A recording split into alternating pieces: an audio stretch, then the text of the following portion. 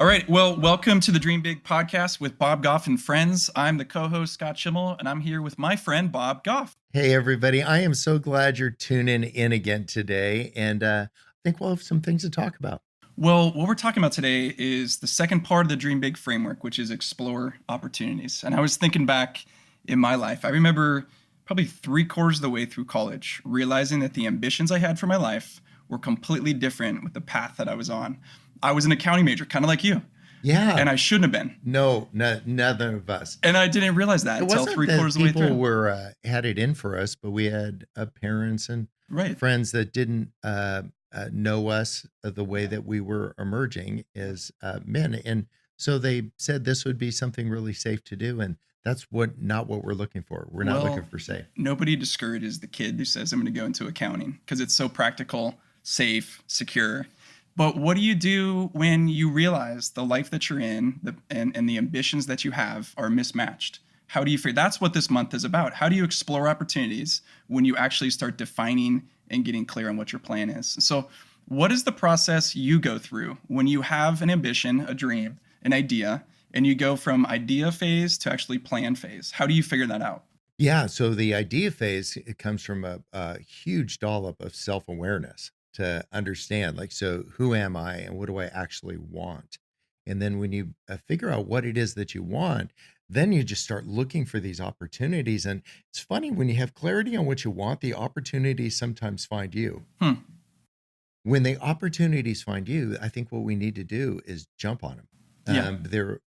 They come with a really short expiration date sometimes. And so when you have clarity, for instance, I wanted to be in college, I wanted to be a Young Life staff person. Yeah. And Young Life is this terrific organization that does work in high schools and all that. Well, they said you have to raise your own support to go on staff. So I raised my own support. I said, can I go on staff? And they said no. Psych. I think they thought I wouldn't be very good at talking to people. And so one of the things that happened to me was that I had an ambition. I thought there was an opportunity. I went for the opportunity, and the opportunity was taken away. It didn't make them a bad guy. It made them actually very wise. But I wanted to look for another opportunity. Because the ambition didn't change. No, I still had an ambition. I wanted to move the needle in people's lives. And then I thought I could be a lawyer. That sounds just like Young Life. So I went to law school. And one of the things that I graduated thinking is that I could actually use this idea of justice to change some people's lives. So you could have a broad idea of the importance of justice in the world, but then you need to actually find an opportunity to do that. And there's different flavors. One, you could do some things that is just helping wealthy people move money from one wealthy person to another wealthy person, or you could find people that are in desperate need, and you could find them in their moment of whether it's symbolic or actual captivity, and actually do something. So I heard that some people were doing things in India with people that were sold into slavery. And I thought, I'm in. I don't know what the next step is, but it seemed to me it would involve buying an airplane ticket. And so I would just encourage people that when you have your ambition, you have clarity on what you want to do, dig down a little bit deeper. Don't just say, I want to lead a happy life, because that's terrific. But just now dig down and say, what does happy look like? Happy actually looks like justice in people's lives. Happy looks like being authentic, and happy looks like having a family. So whatever it is for you, to then pursue opportunities for those. And then one opportunity then leads to another. People go like, oh, wow, you go to other countries to help do things. We're actually in this other country called Uganda, and they're in the middle of the civil war. And could you come over? I'm like, I know how to buy a plane ticket. So it's almost often we operate under the misconception that we need to take all the steps when we actually need to just take the next step. That's one of the reasons why I like the Dream Big framework, because many times people have big ambitions for their life, but they get stuck on needing to know the entire plan.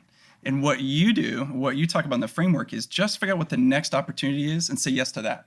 Like, get the plane ticket. Bingo. Yeah. Yeah. Turns out I never was led on staff with Young Life. And it turns out I would have been a lousy staff person because I wouldn't have done what they asked. But I ended up finding out that the land around one of the camps that I love the most in Canada was being sold. It was going to be like marketed to like who knows who. Hmm. And I hadn't killed this law firm at the time. So Hmm. I just, every time something happy happened at work, I just started buying the forest up and then deed restricting it so nobody could Hmm. like cut down the forest. And then I found a flat spot. I'm like, actually, I could build something here with Hmm. enough dynamite.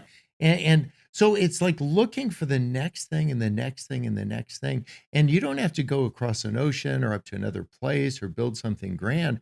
You could go across the street. You could say with your kids, if you have children, to say, what is it that you're dreaming about? Is there something that we could explore together about that? Is there an opportunity that might come along where we could just jump on it?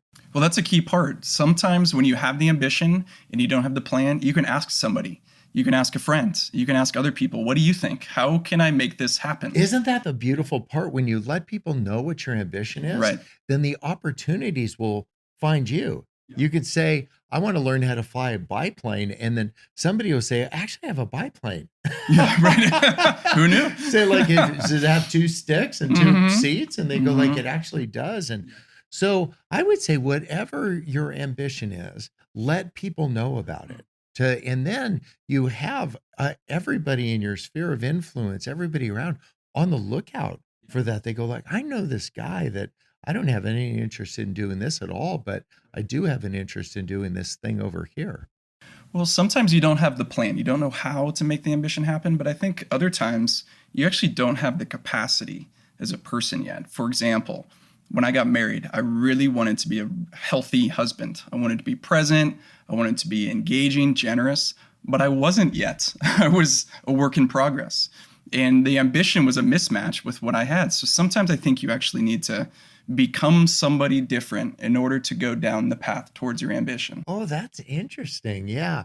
Without faking it or assuming like a false identity, to say, could I at some point emerge as that guy? And sometimes what helps me is the friends in my life that saw things in me that I hadn't seen yet. Yeah. That they Yep. say, actually, you're good at these things. And I go, like, are you just being nice right now? Or is this isn't like kind of prophetic thing? They just say, like, I just see this in you. And if we could be the person that could actually receive that when people are saying it, that's an opportunity to have somebody see something. But then don't stop there. Be the person that sees and calls out of other people Yep. these things. Jesus did that to Peter. He didn't say, Right. you're such a wuss. I mean, what do you mean you don't know me, the rooster? But he said, you're a rock. He saw Hmm. something in Peter that Peter didn't see in himself. There's a key conversation I had with you probably 10 years ago where I had mentors in my life, supervisors that said, quit exploring opportunities, just focus on one thing. And I kept hanging out with you and saying, but I have these ambitions, I have these dreams, I want to explore other things. And I remember you saying, well, some people are designed to be sharpshooters, other people's are shotguns. And Yeah, maybe you just bingo. need to be a shotgun. Go be yourself. So sometimes a friend, a mentor, you're right, can actually I don't know, expand your idea of who you could be and what you can do. And that means a lot. Yeah, so for some people, that sharpshooter approach is really good. It fits their personality style and all that.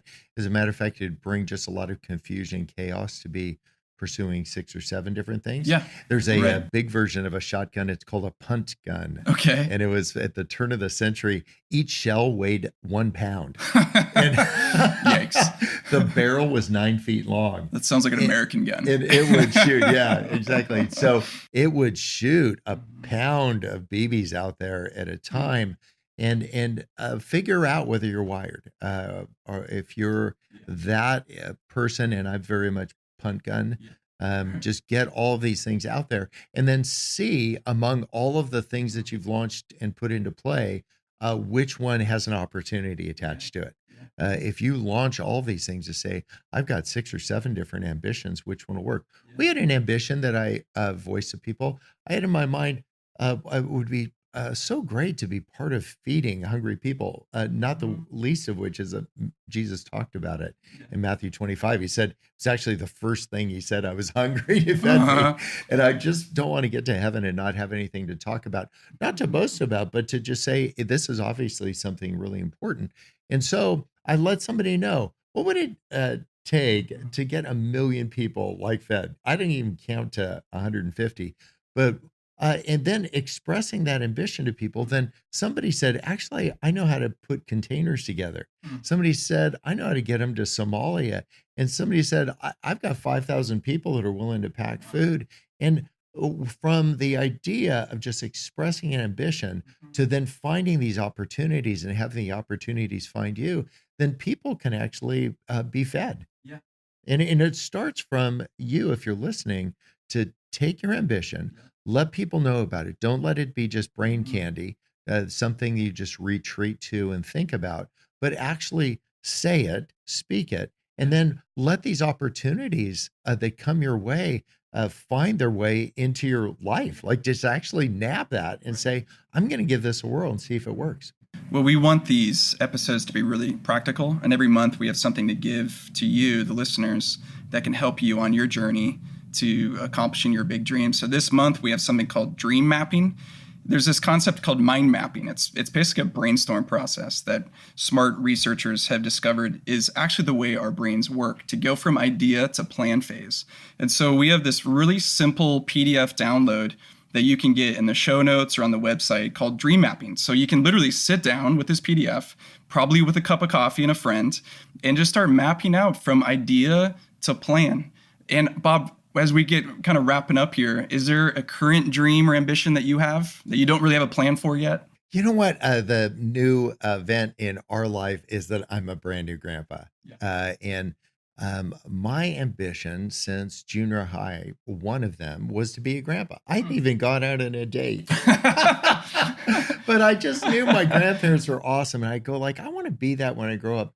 And so now in the busyness of life with all of the opportunities that are out there, we're actually kind of reverse engineering this to say, how can I make the opportunity to be at home in the blast radius of my kids rather than being far afield. So one version of exploring opportunities is prioritizing the ones that you say yes to. Because when you say yes to this one over here, see in Cleveland, you're saying no to see in San Diego. Yep, to see it at home. Well, this month we are talking about exploring opportunities. We have some great guests coming on the show. Amy Grant, Christy Knuckles, Rebecca Lyons, and it's going to be a fun month. Oh, and they're all dear friends and wise people. To the last one, they've got some things that they've said into my life over many, many years that I've just found to be so much truth. I'm just itching for people to hear from them directly. So make sure you go to the show notes, download the Dream Mapping PDF. We have more episodes coming each week. And we just want to tell you, whatever your big ambitions are, they matter, they're important, and there's something that you can do to explore them. So final word, Bob? My final word is this.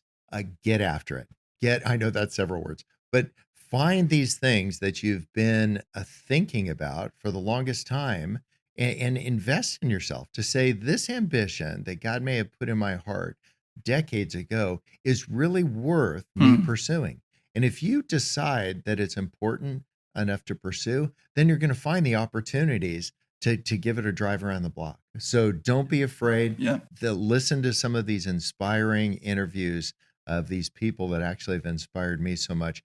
And then just find something there, which is your next step. Don't take all the steps, just the next one. So if you need permission to pursue your big dream, you've got it. There you go. Now it's time to make a plan.